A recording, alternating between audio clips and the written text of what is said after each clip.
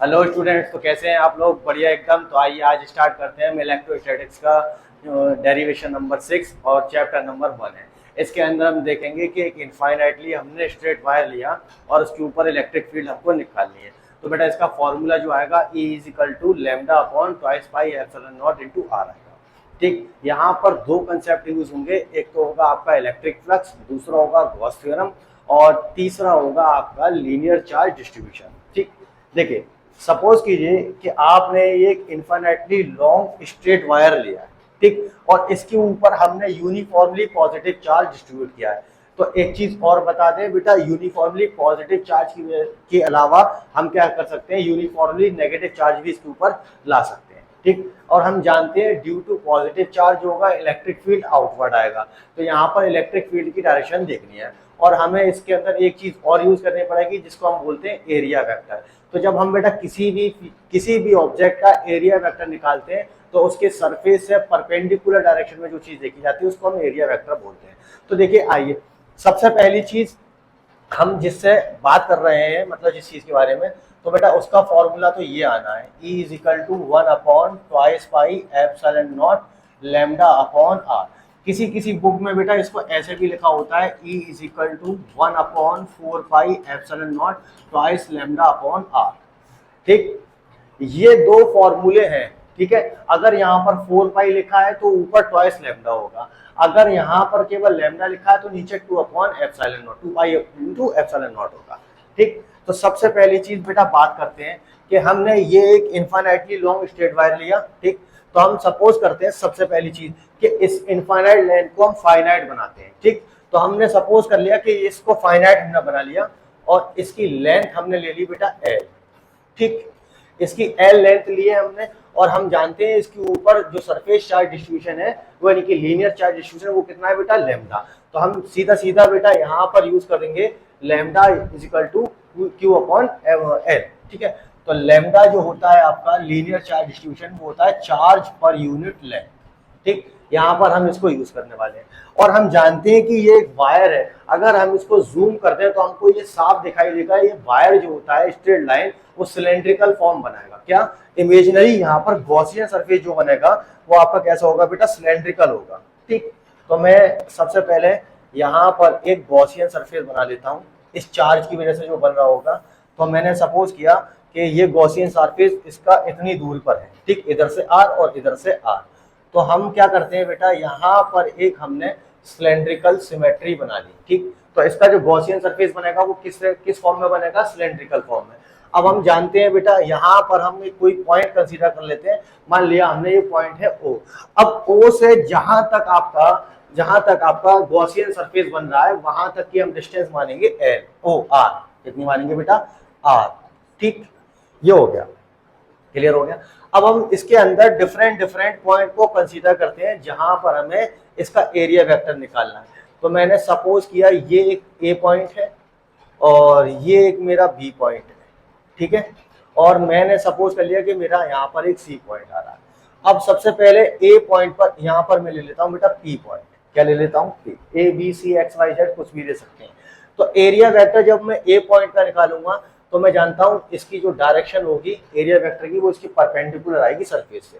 तो ये रहा मेरा एरिया वेक्टर ए। अब उसके बाद में अगर यहां पर देखता हूं जो पॉइंट मैंने पी कंसीडर किया है, इस पॉइंट पर अगर मैं देखूंगा तो एरिया वेक्टर आएगा मेरा इस डायरेक्शन में। ठीक, और अगर मैं बी पॉइंट पर देखता हूं तो बी पॉइंट का परपेंडिकुलर डायरेक्शन इसके डाउन होगा। ठीक, जैसे सपोज कर लीजिए बेटा ये एक वायर है। अब मैं इसका एरिया वेक्टर देखूंगा तो इसका एरिया वेक्टर परपेंडिकुलर डायरेक्शन ये होगा। अगर मैं इस नीचे वाले पॉइंट को देखूंगा तो उसका एरिया वेक्टर परपेंडिकुलर डायरेक्शन में इस तरफ आएगा। अगर मैं इस वाले सरफेस का एरिया वेक्टर देखूंगा तो एरिया वेक्टर मेरा इस डायरेक्शन में जाएगा। तो हम डिफरेंट डिफरेंट पॉइंट मान सकते हैं। अब उसके बाद में बात आती है इलेक्ट्रिक फील्ड की डायरेक्शन। तो हम जानते हैं electric field due to positive charge will be outward. तो इस पॉइंट ए का जो आउटवर्ड पड़ेगा वो इस डायरेक्शन में। ठीक, ये हो गया हमारा इलेक्ट्रिक फील्ड। अब इसके बाद में मैं देखता हूँ एरिया वेक्टर और ई के बीच में एंगल कितना बन रहा है। तो बेटा एंगल मेरा हो जाएगा यहाँ पर 90 डिग्री। ठीक, अब अगर मैं इस पॉइंट पी पर देखूं तो इलेक्ट्रिक फील्ड सेम डायरेक्शन में होगी परपेंडिकुलर के। तो यहाँ पर अगर एंगल देखा जाएगा तो एंगल हो गया आपका 0 डिग्री, यहाँ पर 90, यहाँ पर 0। अब इसके बाद में इस बी पॉइंट पर देखूंगा तो इलेक्ट्रिक फील्ड मेरा आउटवर्ड डायरेक्शन में गया, ये रहा, यानी कि पॉजिटिव चार्ज इधर से। तो थीटा यहाँ पर कितना बना बेटा 90 डिग्री, ऊपर कितना बना थीटा 90 डिग्री, ठीक। अब इसके बाद में इसको गॉस थ्योरम से मैं करूंगा तो मैं जानता हूं यहां पर मुझे इलेक्ट्रिक फ्लक्स भी चाहिए।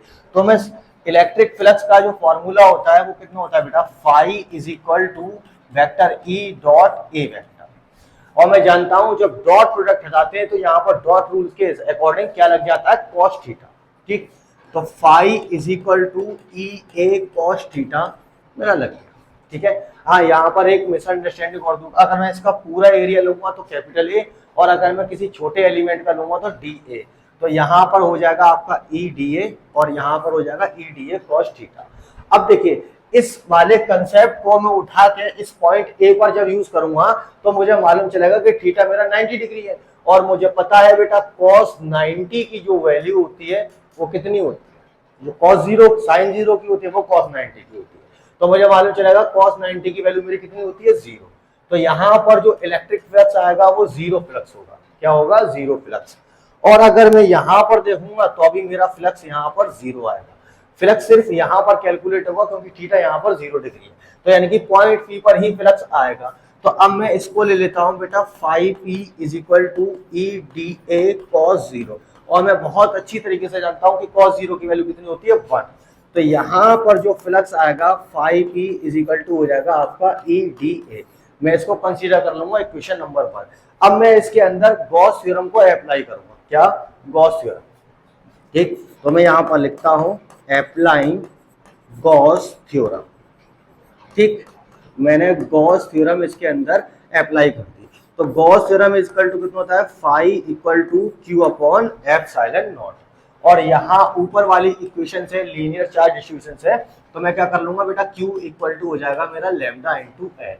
अब इस Q की वैल्यू उठा के इसके अंदर मैं पुट करता हूँ तो फाई इज इक्वल टू हो जाता है आपका lambda L into epsilon not. इसको इधर उठा लाए तो फाई, अब इसको इक्वेशन ले लेता हूँ बेटा 2। अब देखो क्या होगा, इक्वेट कर देंगे हम इक्वेशन नंबर 1 को और इक्वेशन नंबर 2 को, तो यहाँ से जो है हमें इलेक्ट्रिक फील्ड की वैल्यू मिलेगी, ठीक। तो इक्वेशन 1 एंड 2, ठीक, 1 और 2 से मुझे क्या मालूम चला कि ई डी ए कितना हो जाएगा आपका lambda L upon epsilon not. अब बहुत अच्छी तरीके से मैं जानता हूं कि यहाँ पर डीए मेरा क्या लगेगा। तो देखिए हमें बेसिकली मालूम है कि यहाँ पर डीए जो लगेगा हमारा कर्व सरफेस एरिया लगेगा, ठीक है, क्योंकि जो इमेजिनरी लाइन बनी है, यानी कि लाइन के ऊपर जो वायर के ऊपर जो चार्ज डिस्ट्रीब्यूट था वो लाइन का था। अब लाइन का इतना एरिया तो होता नहीं है, तो यहाँ पर हम क्या करेंगे, कर्व सरफेस एरिया लगा देंगे, ठीक है। चलिए, तो यहाँ पर जो आपका डी ए होगा वो हो जाएगा twice pi R into L, क्योंकि मैंने यहाँ पर लेंथ एल ली है, ठीक है। हम बेसिकली याद करे हुए होते हैं फॉर्मूला कि सिलेंडर का जो कर्व सरफेस एरिया होता है वो ट्वाइस पाई आर एच होता है, तो यहाँ पर मैंने एच को एल के इक्वल कर दिया है, ठीक। अब इस डी ए की वैल्यू उठा के मैं इसके अंदर पुट कर दूंगा, तो ये हो जाएगा आपका twice pi R L is equal to lambda L upon epsilon naught. L से एल कैंसिल हो जाएगा, तो फॉर्मूला आपके पास आ गया lambda upon twice pi epsilon naught into are.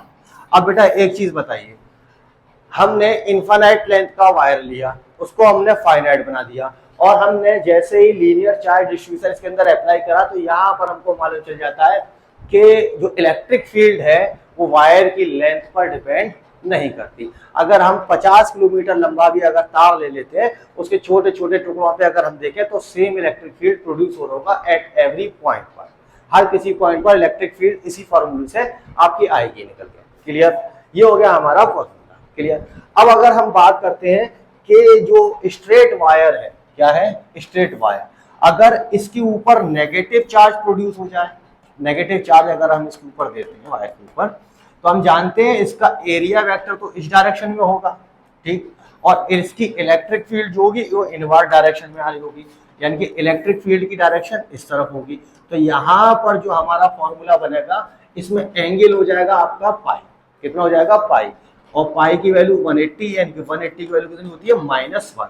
तो हम यहाँ से एक चीज और कह सकते हैं कि E equal to 1 upon twice pi epsilon naught minus lambda upon R होगा। ठीक, पॉजिटिव चार्ज की वजह से हमें पॉजिटिव लेना है और नेगेटिव चार्ज की वजह से हमारा लैम्डा कितना हो जाएगा, नेगेटिव हो जाएगा। ठीक, और यहां से हमने देखा कि अगर हम इसके ग्राफ की बात करते हैं बेटा, ग्राफ, ठीक, तो हमको मालूम चला कि E is equal to 1 upon twice pi epsilon naught lambda upon R होता है।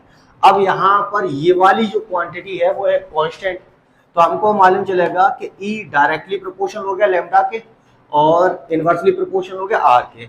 यानी कि अगर E और लैम्डा के बीच में ग्राफ खींचा जाएगा तो डिस्टेंस कांस्टेंट यानी कि ये हमारी एक स्ट्रेट लाइन दे देगा अगर हम E और लैम्डा के बीच में ग्राफ प्लॉट करते हैं। दूसरी चीज, अगर हम E और R के बीच में ग्राफ प्लॉट करते हैं तो हम जानते हैं जब कोई भी चीज इनवर्सली प्रोपोर्शनल होती है तो उसका ग्राफ रेक्टेंगुलर हाइपरबोला आता है। यानी कि यहाँ अगर आप R को 0 करोगे तो लैम्डा, मतलब R को आपने 0 कर दिया तो इलेक्ट्रिक फील्ड इंफिनिटी, और अगर आपने इलेक्ट्रिक फील्ड को 0 कर दिया तो आपका R इंफिनिटी। तो हम इसको बोल देते हैं कि इंफिनिटी से इंफिनिटी ये जाएगा। ये रहा हमारा पॉजिटिव चार्ज के लिए। अगर हम नेगेटिव चार्ज की बात करेंगे तो जो ये वाला जो ग्राफ है फिर हमारा इस तरह से दिखाएगा। ठीक है, क्योंकि ये नेगेटिव होती है, ये नेगेटिव, तो ये पॉजिटिव चार्ज के लिए, ये कितना है बेटा, ये भी पॉजिटिव चार्ज के लिए। और अगर हम नेगेटिव चार्ज की बात करेंगे, ठीक, यानी कि ये हमारा इलेक्ट्रिक फील्ड और ये आर, अगर हम नेगेटिव चार्ज लेते हैं, क्या, नेगेटिव चार्ज, तो हम जानते हैं नेगेटिव चार्ज जो होगा यानी कि उसकी वैल्यू नेगेटिव आएगी। ठीक, तो इलेक्ट्रिक फील्ड का जो डायरेक्शन आएगा वो इस तरह से होगा। ठीक है, यानी कि अगर हम ग्राफ प्लॉट करें तो ये वाला जो ग्राफ होगा ये नेगेटिव के लिए आएगा। सिमिलरली अगर हम यहाँ पर देखेंगे तो ये नेगेटिव, E और R के बीच में अगर ग्राफ प्लॉट कर देते हैं तो क्लियर, ये इसका बेसिकली क्वेश्चन हो गया। अब बात करते हैं कि 4 पाई अपॉन एप्सिलॉन नॉट कैसे आता है। तो E equal to 1 upon twice pi epsilon naught lambda upon R। तो मैं क्या करूंगा बेटा, इसके अंदर अपनी तरफ से 2 का मल्टीप्लीकेशन न्यूमरेटर और डिनोमिनेटर दोनों में कर दूंगा। तो ये हो जाएगा हमारा 1 upon 4 pi epsilon naught twice lambda upon R। ये हम क्यों यूज करते हैं, क्योंकि हमें सीधी सीधी वैल्यू मालूम होती है। 1 अपॉन 4 पाई एप्सिलॉन नॉट की वैल्यू होती है 9 इंटू 10 टू द पावर 9। ठीक, तो बेटा चलते हैं फिर नेक्स्ट लेक्चर के अंदर मिलेंगे और उसके अंदर हम देखेंगे electric field due to a plane sheet.